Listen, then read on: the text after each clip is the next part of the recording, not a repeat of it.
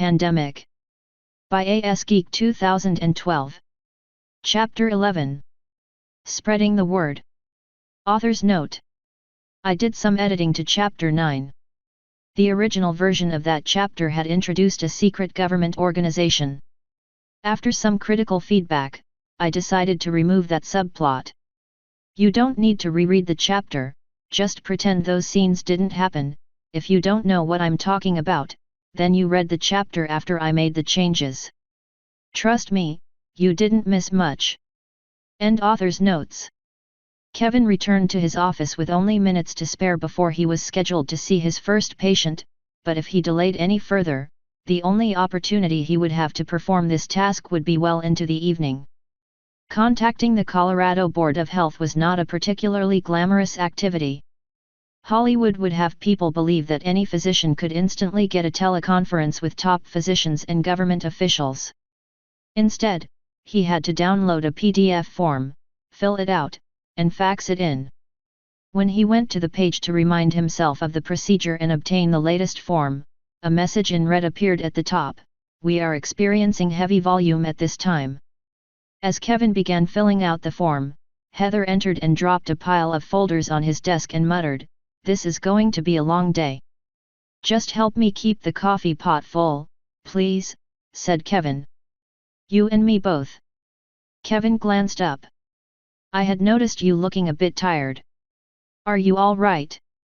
Heather yawned and stretched her arms above her head. "I had a rough night. Worried about this mess.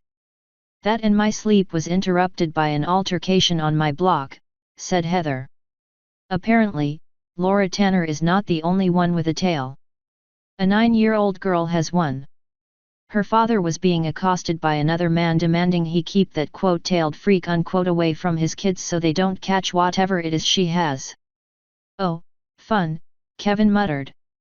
This despite the fact that everyone in the other man's family already has at least the colored hair, Heather muttered. Anyway, it escalated to a shouting match and then fisticuffs until the cops showed up. Kevin finished entering the summary of the symptoms into the form before leaning back in his chair and regarding Heather with a concerned look. "Did you see the write-up I did on Laura Tanner?" Heather hesitated before responding, "Yes, I did." "Then if you follow through the implications of what her sister observed." "I would rather not, but being in denial doesn't help anyone, does it?" Kevin stroked his beard. "I don't know what to tell my patients anymore. Perhaps I've been contributing to the denial by reassuring them that there's no guarantee they'll get any further symptoms, but I don't want to jump to conclusions myself. I think at least one of your patients sitting in the waiting room is here because of his new tail," said Heather. "He won't tell me what's wrong beyond hair where it doesn't belong." "So that's 3 people with tails," Kevin said. "We may be forced to assume that's the next stage. Let me finish with this first, and we'll get right to it." Heather leaned over and peered at his screen. "Colorado Department of Health." Kevin nodded. "I know this is a long shot, but did any results from the blood work I sent in yesterday come back?" "Not a single one," said Heather. "The lab is swamped right now." On the form, he entered info on the lab and the tests that were run against various hair samples so the Department of Health could pull the reports directly. He then added in the general comments section, "I have found a positive correlation between these symptoms and those who have recently been infected with influenza. In all cases, the new symptoms started 6 to 10 days after the influenza symptoms subsided." He looked it over one more time and turned his laptop towards Heather. "This look good to you?" Heather leaned forward, her eyes sliding back and forth. "Yeah, I think that covers it." Kevin sent the document to the fax machine, only to have it queue up when it initially got a busy signal. He drummed his fingers on the desk. "Now what?" "I think I have an explanation," said Heather. "I heard a report on the news this morning before I came into the office. There's been a sharp spike in new influenza cases in the U.S., mostly along the Front Range." Kevin's eyebrows rose. "How bad?" "About 100,000 new cases in the last week," said Heather. "Breckenridge and Silverthorne were hit almost as hard as us. The mayor of Breckenridge wants the ski resort to voluntarily close to reduce further exposure, but they're having none of that, not with as snowy as the spring has been. Can't give up that last-minute revenue, can we? Kevin said in a dry voice. Now you see why I'm starting to get a little worried. On the fourth attempt, the fax machine connected, and the document started transmitting at last. Anything else for me before we see our first patient? I got a call from Janet Turner, said Heather. She should be in town within a few hours. Still on track for seeing her father tomorrow morning. As far as I can tell, said Heather. Assuming that she can get him to go. From what Laura told him about him, I'd consider making a house call. The fax machine finally declared success, and Kevin stood. All right, let's go face the day. Asterisk. Tina slammed her locker shut and rested her forehead against the door. Way to bring down my mood, Laura. What are you talking about? Laura said in a cross voice. I'm the one with the, you know, not you. Tina lifted her head and turned towards her friend. I don't mean that, I mean the stuff about it being related to the flu. Bob had already said that. Yeah, but it's one thing when just anyone says it and when a doctor says it. Tina paused. Well, Bob's not exactly just anyone, but you know what I mean.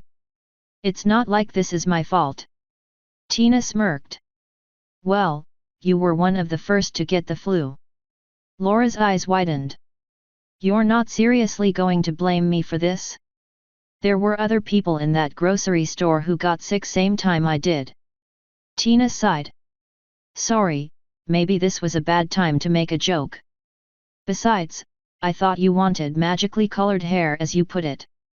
Yeah, but I'd rather not have a tail, thank you. Tina craned her neck. You do hide it well. For now, anyway. So now that your doctor thinks it's flu-related, what's he going to do about it? He said he was going to contact the Colorado Department of Health. Tina snorted. Like the government is gonna help. If they didn't do it in the first place. Laura frowned. That's not even remotely funny, Tina. Wasn't meant to be. You seriously think they'd do something like this? Not intentionally, said Tina. The government and the military have been known to engage in fuckery and not tell the population unless they're forced to. Go look up the environmental clusterfuck that was Rocky Flats.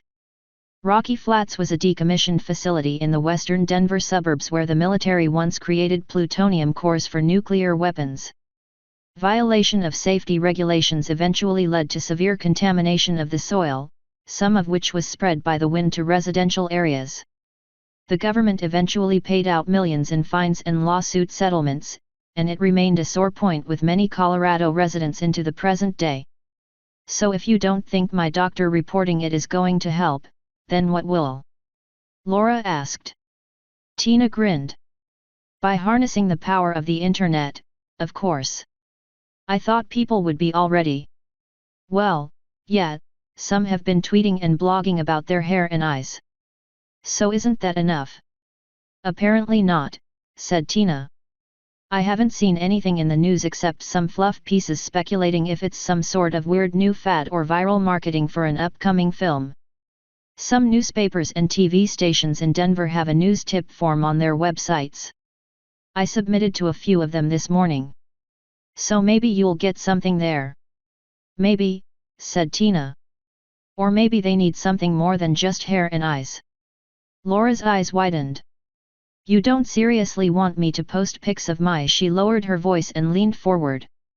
My tail, do you? Why not? Said Tina. Just a pic or two would be enough to. I am not posting pics of my naked butt on the internet. Tina rolled her eyes. Oh, for heaven's sake, I didn't mean that. Find some old pants you don't need anymore and cut a hole in them. Or I could lend you some. Laura clutched her books tighter. This was the last thing she wanted to do, but she couldn't get away from the voice in the back of her head telling her this was an important responsibility. I don't want to do this alone. Then let's ask around, said Tina. There has to be someone else with a tail. Maybe we can convince them as well. Laura took a deep breath. Okay, I'll try. Asterisk. Soon after Laura had left for school, Sarah had sat down in front of her computer to try to work on her book. After spending a half-hour staring at the blinking cursor on her document without typing so much as a single letter, she realized she had spent all that time thinking of everything except her book. She regretted having sent Laura along to school, even if it had been at her daughter's own insistence. Harold's cabin fever had become too great to keep him in the house, leaving her with no one to talk to. He had asked her to accompany him, but she had believed she needed only her book to distract her. Sarah placed an elbow on the desk and leaned her head against her hand. She brought up her web browser and idly clicked over to CNN. The top story was some geopolitical dust-up concerning trade with China that had no immediate relevance to her life. Her eyebrows rose slightly as she spotted a story under the domestic headlines titled New Flu Epidemic in U.S. Sarah clicked over to it and read, according to the Centers for Disease Control and Prevention, there has been a sharp rise in the number of reported cases of influenza along the Front Range. Areas hardest hit in terms of percentage of the population infected include Breckenridge, Lazy Pines, and Silverthorne. A growing number of cases have been reported in Boulder, Denver, Grand Junction, and Phoenix.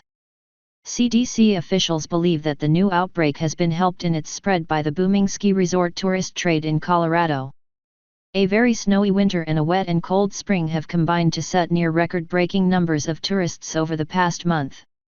A CDC spokesman stated, "We are studying the situation carefully but see no cause for alarm at this time.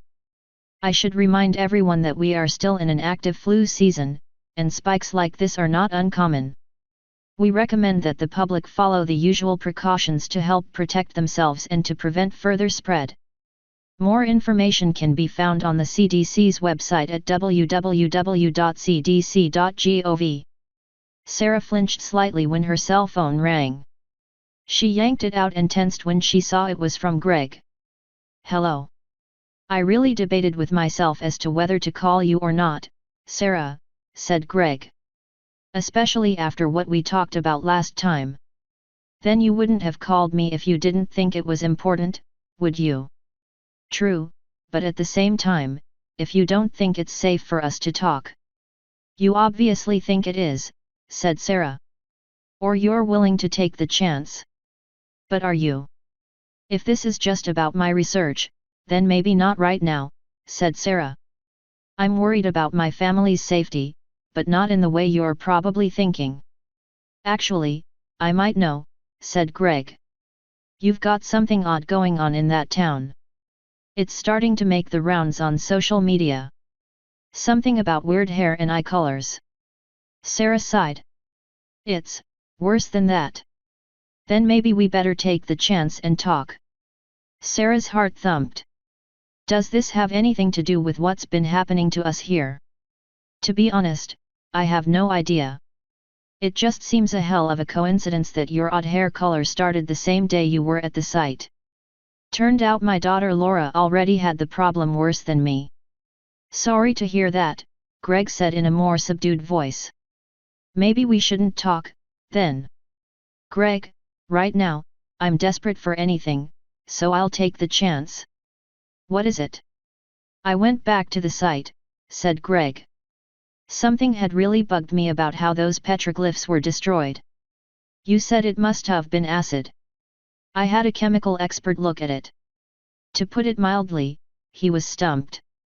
He knew of no acid or solvent that worked that uniformly, at least not at an odd angle like that." Sarah paused. "Then it was machined off? A grinder or sander that took off the top layer of rock? With as crumbly as that particular strata is?" "Hardly," said Greg. "This thing almost has a mirror-smooth finish now. I have no clue how they did it. You might as well list magic pixie dust as a viable cause." "Oh, come on, Greg, there has to be a logical explanation." "I haven't even told you the really way out part of this yet," said Greg. "The pics I took turned out really well. So well that I could do some substantial edge detection analysis. Sarah knew where this was going. Did the artist sketch an outline for the final figure? Yes, said Greg. We didn't see it because the petroglyphs were in shadow, but under the camera lights, the contrast showed up nicely.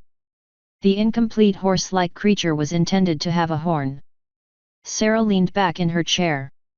So it may be a more ordinary animal, like an antelope or pronghorn.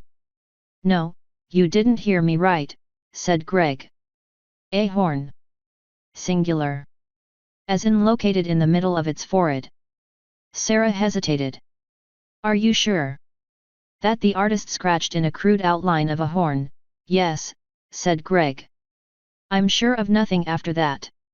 Sarah ran a hand through her hair. This could go any number of ways. Whatever people they made contact with could have conveyed to them legends of Pegasi and unicorns as well as the concept of horses. Maybe with the language gap, they confused reality with fantasy and thought they were being told about different types of the same species. That could be a huge boost to my theories if true. I suppose that's the most logical explanation. Why would you think it would be more fantastic than that? Asked Sarah.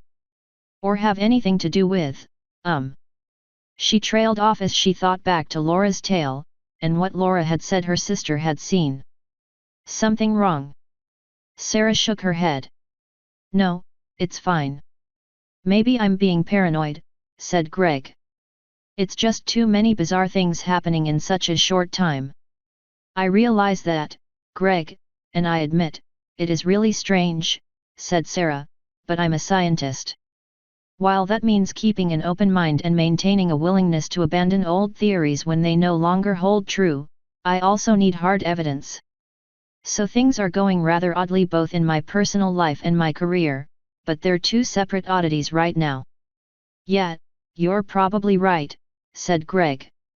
Maybe I used a connection just as an excuse to tell you about this. If Sarah had not been so emotionally wrapped up in her family's plight, she could have chastised him for first suggesting that there could be a danger to her family over her theories and then goading her into talking to him anyway. She rubbed a temple with her free hand. Moments like these led her back to past arguments between her and Harold. He never outright accused her of putting career ahead of family, but the subtle implication was sometimes there. I better get going, Sarah said in a subdued voice. Thanks for calling, Greg. Try to keep in touch. Will do, said Greg. Take care of yourself and your family. He hung up. Sarah lingered on his parting words. I try to, she said in a low voice. Asterisk. Tina paused at the entrance of the cafeteria. Her eyes widened as she stared. Wow, it looks like a hair dye convention. Laura looked about as well. More than 2/3 of the assembled students sported some sort of luridly colored hair. The color transformation was complete for about half of them. I've been seeing this every day. Yeah, but I don't, since I usually go home for lunch. But you're here the rest of the time, said Laura. There's a big difference between glancing at people in passing and seeing it all in one go. She pointed. Look. She didn't have curls at the ends of her hairdo before. The dude next to her didn't have that funky wave in his hair. How do you remember stuff like that? Tina gave her a half smirk. I told you, I'm into hairstyling. I tend to remember people more by their hair than anything else, unless they're really close friends like you. All it takes is a new haircut for me to be like, "Day, who are you again?" The flow of students into the cafeteria picked up, and students started bumping into them as they passed. We're kind of blocking the way, and it's getting crowded, said Laura. We better get in line. Tina nodded and started towards the food line. I managed to find 4 other people who admit to having tails. I found only one, said Laura a bit sheepishly. She had stuck largely to people she knew at least in passing.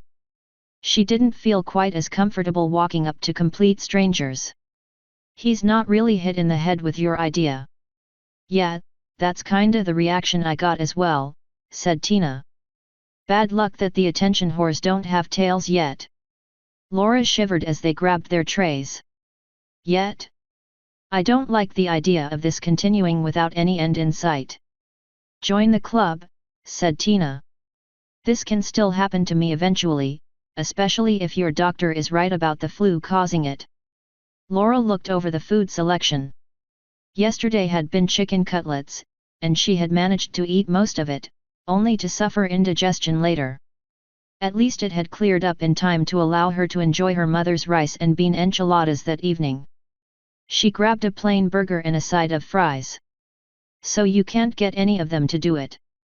I'm working on wearing them down, said Tina. But in the meantime, it comes down to me. It doesn't have to. Laura eyed the salads. They looked particularly tasty. She grabbed one and set it on her tray. But if I don't, who will, right?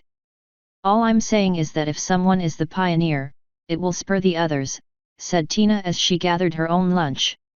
Lead by example, that sort of thing. Laura never considered herself a leader in any sense of the word. She remained thoughtfully quiet as she paid for her lunch. Come over to my house after school, said Tina. I even have some old jeans that I think will fit you that I don't use anymore. I have to watch Jenny, said Laura as they headed for a table. Tina sat down. Bring her along.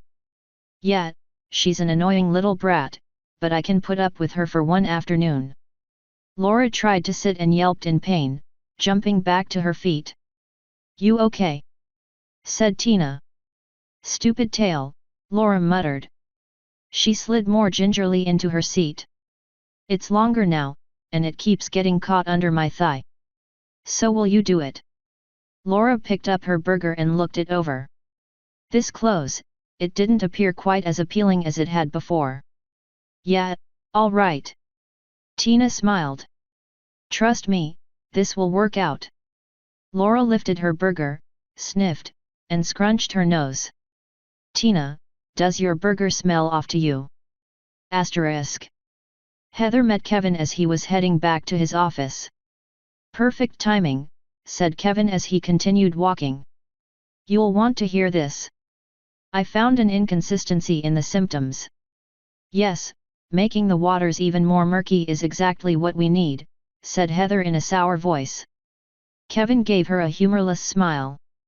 I knew you'd be thrilled. Anyway, I've had 4 additional people with tails see me today. If we include Laura, that's 5 total. Laura and one other have upper back pain. Another has headaches centered around the forehead. The last 2 have neither. They reached Kevin's office. Heather closed the door behind them and said, Are you going to update the Colorado Department of Health? Kevin sat down at his desk. I'm still hoping for the blood work to come in, so I can see if there's anything telling there. If not, I'll update them by this evening. He glanced at his phone. There's a call for me on line 1. Heather frowned slightly. The police chief. He can just cool his jets if you ask me. Kevin leaned back in his seat. Yes, I know, he's such a ray of sunshine, he deadpanned. Normally, I'd be inclined to agree, but I can guess what he wants to talk about, especially if he's had to deal with more incidents like the one you mentioned last night. I just know you don't care for his attitude. Kevin drew his chair forward and reached for the phone. Maybe, but I don't want to be standing in the way of him doing his job. He punched the button and lifted the receiver. Dr. Connor here. Doc? This is Chief Barrows, said a scratchy, deep voice. Kevin rubbed the bridge of his nose. One of the things he liked about a small town was the more casual relationship he could enjoy with even those in power, but John Barrows would have none of that. He was too used to the political power he had back in New York City, which gave him the right to call people by their first name or a nickname, but in return he expected nothing less than an acknowledgement of his station. Kevin suspected John came to Lazy Pines only so he could say he became chief of police somewhere. What can I do for you, Chief Barrows? I want to know if there's something I need to worry about concerning the welfare of the town folk. Kevin had to parse the man's words carefully. John still spoke with a thick New York accent that was hard to understand sometimes. Could you be a little more specific, please. I mean, all this weird hair shit, John rumbled. People are startin' to freak out about it, and it's runnin' my officers ragged. Not to mention the last perp we brought in had a goddamn tail. What the hell's up with that? Kevin realized he should have involved the police a little sooner, but he didn't care for John's attitude. He tended to treat Lazy Pines as if it were a big city, rarely trying to connect with people on a personal level. Kevin's view was not unique. Several officers who were Kevin's patients sometimes griped about him. I don't know yet. All I know is that it may be related to the flu. John chuckled. Well, good thing I insisted on all my officers wearing those masks when it first blew into town. At the time, Kevin had thought it anything but. The flu had hit so hard that seeing all those police officers wearing masks touched off a bit of a panic. He had spent most of his time reassuring his patients that this was not some sort of Hollywood-style infection apocalypse. That kinda brings me back to why I called you, said John. I need to know what to expect with this weirdness. I wanna have something to tell the people. Right now, you know as much as I do, Chief Barrows, said Kevin. I've already contacted the Colorado Department of Health, but I won't know anything more until I hear from them. Well, shit, John grumbled. There's gotta be something I can tell them. Kevin was reluctant to give anyone false hope, and he certainly didn't want the police dispensing medical advice. Try to reassure them that everything humanly possible is being done for them. As far as we know, none of these symptoms appear debilitating. Thanks, Doc, said John. What about the chances of my officers calming down with the flu? Some of them are still worried about that. If things are going to hell in a handbasket, I don't want them distracted. The infection should have more or less burned itself out, said Kevin. But there's always the chance someone will bring it in again from outside. Maybe I should order the men to wear the masks again, John rumbled. Kevin barely managed to suppress a sigh, hooding his eyes with his hand. Chief Barrows, I would really appreciate it if you didn't do that. I think that would needlessly scare people. Just follow the usual precautions, at least until the Department of Health tells us otherwise. Well, I hope they get their ass in gear soon before we really start hoodin', John snapped. You're not the only one. I'll call you back if I hear anything. Right, John grunted before hanging up. Heather smirked. I take it he wasn't pleased. Kevin replaced the receiver. I just hope he doesn't wind up doing more damage. The man may be competent at police work, but he is far from a people person. Asterisk. When Bob heard Laura and Jenny arguing up ahead in the hallway, he considered taking a different route. He had started to turn away when he saw Tina out of the corner of his eye. Heya, Bob. Bob stopped and turned towards her. Hey. Tina grinned. You're so quiet, I wouldn't have known you were back in school if I hadn't run into you. Feeling better? Yeah. I've been back in school for a few days now. You? I've stopped coughing up my lungs, yes, said Tina. Want to come along? I was looking for Laura anyway. Bob resisted the urge to correct her assumption that he tended to seek out either Laura or Jenny at the end of the school day. Sure, why not? She's, this way. Tina snorted. Yeah, I can hear. We better hustle before they kill each other. It's bad enough you have to watch over me, Jenny snapped as they approached. Now you want to drag me to your friend's house to do something stupid. Will you stop being so obstinate for 2 seconds? Laura said through clenched teeth. And this is not stupid. You just said yourself you didn't want your tail out for everyone to see. Laura blushed and face-palmed. Will you please keep your voice down about it? Why? Jenny demanded. You're about to let it all hang out anyway. What's the ruckus about? Bob asked. Jenny whirled around, the pink hair in the back of her head whipping about. Laura wants to post pics of her curly orange butt on the internet. Just my tail, Laura hissed. I'm keeping my clothes on. And Tina was dumb for suggesting it. Tina is not dumb, Bob said.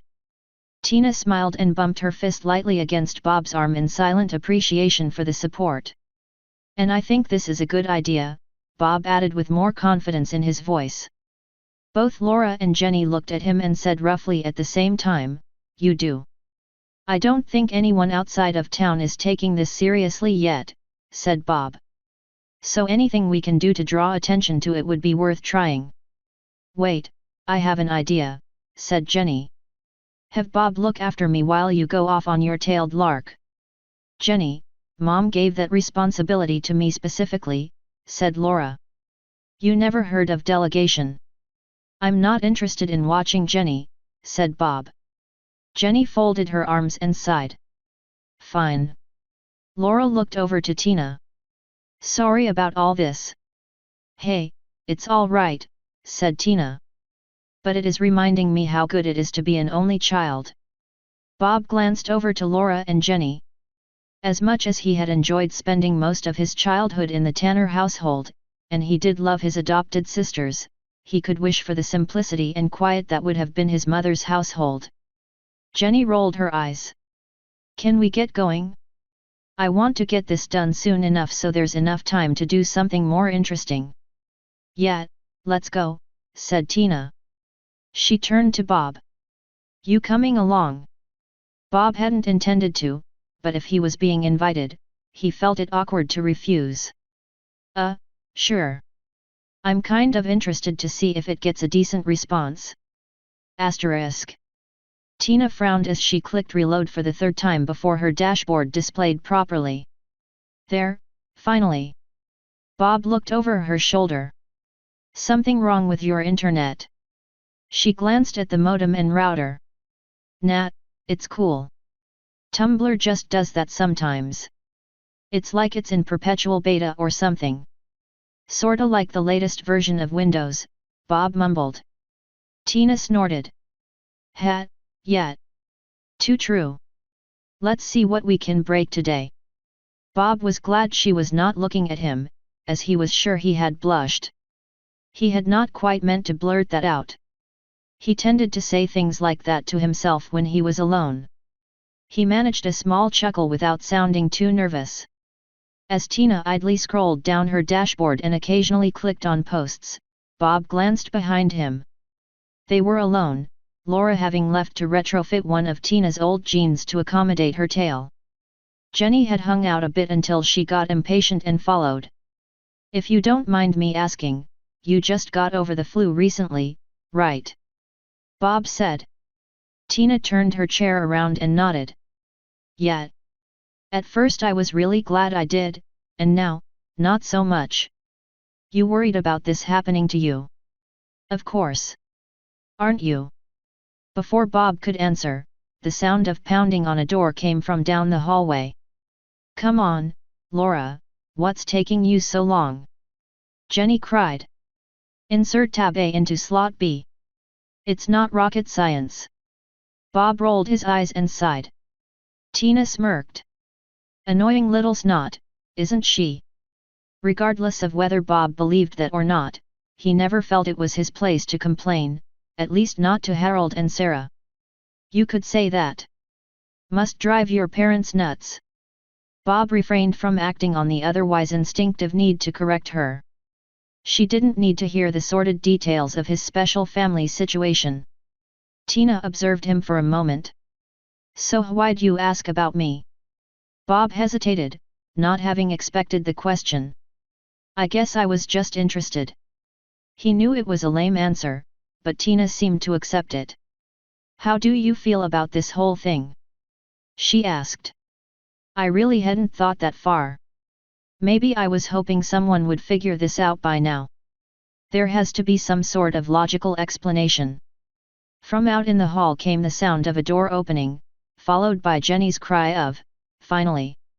I'm not leaving this bathroom until you repeat your promise to me, Jenny." Laura called out. "What, again?" "Yes, again." Jenny sighed. "I promise I won't make fun of your tail or include it in my stories." "Okay." A pause. Okay, Laura said in a soft voice. Tina and Bob turned as Laura appeared at the door. She hesitated, blushing faintly before stepping inside. Bob's eyes immediately widened. Wow! And a half, Tina murmured. Laura's tail now extended halfway down her thighs, emerging not so much from a hole in the back of a pair of faded and threadbare jeans as a large, ragged slot cut through the band at the waist. I'm sorry, Tina, I had to cut more material than I thought, said Laura. My hair is just too thick to pull through a hole. She frowned at Jenny. It's not as simple as tab A into slot B. Jenny shrugged and flounced onto the edge of the bed. Whatever. Let's just get this done. Laura's eyes came level with Bob's, and her blush deepened. Oh, sorry for staring, said Bob. I hadn't seen it for myself before now. Tina grabbed her digital camera from her desk as she stood.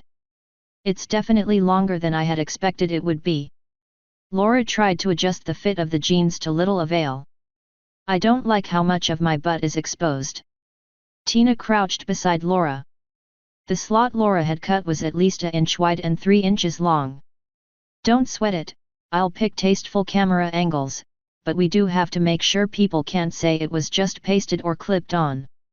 I really wish someone else was doing this along with me, said Laura. Soon as I get these posted, I'm going to text the other tailed students I met earlier, said Tina as she snapped a picture. And shamelessly guilt them into following suit. What makes you think they'll post pics of their butts just because you told them to? Jenny asked. Tina took 2 more pictures. Because I specifically chose people that sort of look up to Laura. Laura's eyes widened. They what? Tina smiled. I guess there's something to be said for being a lot more responsible than kids our age tend to be. Sorry I asked, Jenny murmured. Well, Laura said in an awkward voice. It's not like I was trying to draw attention to it. Bob refrained from saying that's the point, but he knew Laura had a history of avoiding the spotlight. Back before coming to Lazy Pines, when they believed they were going to stay put for a while, Laura had involved herself in community projects and volunteered a lot around school, but she always turned down anything that hinted she had to take a lead position. She would drop out of the activity if the pressure became too great for her to take a leadership role. Tina stood up. Okay, that should be enough. She turned and dropped into her seat before the computer. It'll take me a while to get this stuff off the camera and resized. Jenny bolted to her feet. Then let's get going. I don't want to wait around for this. Tina looked over her shoulder. You might as well. I haven't used this software in ages. Bob craned his neck. I'm familiar with it. You want to stay and give me a hand? Yeah, sure. Laura turned towards the door. Let me get my jeans put back on and my tail stuffed into them. Don't take forever this time. Jenny called out. Tina sighed. Jenny, why don't you give your sister a fucking break, hey? Jenny frowned. What's it to you? I'm her friend, remember? I don't want to see her get hurt. I'm not trying to hurt her, Jenny said in a softer voice. I always talk this way to her. Yeah, well maybe this time you need to back off. I just thought having her post pics of her butt on the internet is stupid, said Jenny. It's not going to fix anything. Bob's eyebrows rose. Oh, right, and you're not all pissy about this cutting into your time, said Tina. Sure. Jenny's jaw clenched. I'm going to wait in the hallway, she said as she rushed out. Tina shook her head. Honestly, I have no idea how you and Laura put up with her. What a self-centered brat. Bob said nothing and simply glanced at the door. Was he mistaken? Or had that been the first time that Jenny had even hinted at being concerned over fixing what was wrong? Asterisk. Kevin had been going non-stop with barely a 15-minute break for lunch, thus he took shameless advantage of a last-minute cancellation in his schedule to duck out of his office for a short break. If he had any hopes that the change in scenery would give him a new perspective, they were quickly dashed. Enough people in the town were affected by this strange affliction that it reminded him of his continued ignorance no matter which direction he looked. During the flu outbreak, when 3/4 of the town were sick simultaneously, it had felt eerie to walk down depopulated streets. It felt like standing in the middle of an apocalyptic pandemic in miniature. His sense of unease had been mitigated by the fact that he knew exactly what was affecting his patients and could rightfully reassure them that they would be healthy again. On the way back to the office, he stopped at a convenience store for some coffee, despite his own admonishments to his patients to avoid caffeine so late in the day. When he moved to the counter to pay, a cop was in line ahead of him. The cop turned and gave him a smile. "Hey, Doc Connor. Long time, no see." Kevin raised his eyes to the man's face and had to think about who this was. "Rick, is it?" "Yeah, that's me," said Rick. He finished paying for his own coffee and stepped aside. "I know it's been a while since I've come in for a checkup, but..." Kevin waved a hand in dismissal. Patients he ran into that he had not seen in his office in some time always felt the need to apologize. "Come in when you feel you need to." "Yeah, I figure you've been kinda busy lately anyway." Kevin started to pay for his purchase. "You could say that, yes. I heard the chief talked to you today." Kevin collected his change and moved off to the side. He took a sip of his coffee before replying. "Yes, but I don't think he was pleased when I didn't have any answers for him. Nothing ever pleases him, so I'm not surprised." "In that case, maybe you can confirm if he was on the level with me. Are things starting to get out of hand?" "There's been some trouble, yeah," said Rick. "But more from people who haven't had most of the stuff happen to them yet. A few people get tails, and they freak out that it will happen to them next." Kevin looked around. Other store patrons glanced their way. He gestured for the officer to follow him out of the store. "I have to be honest with you," Kevin said in a low voice. "The appearance of a tail is likely the next symptom after the hair and eyes. It's been consistent so far." Rick adjusted his hat. "I was afraid of that.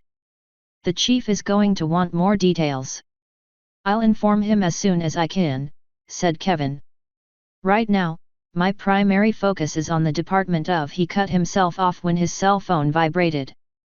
He pulled it out and glanced at the caller ID. "I better take this, it's from my office."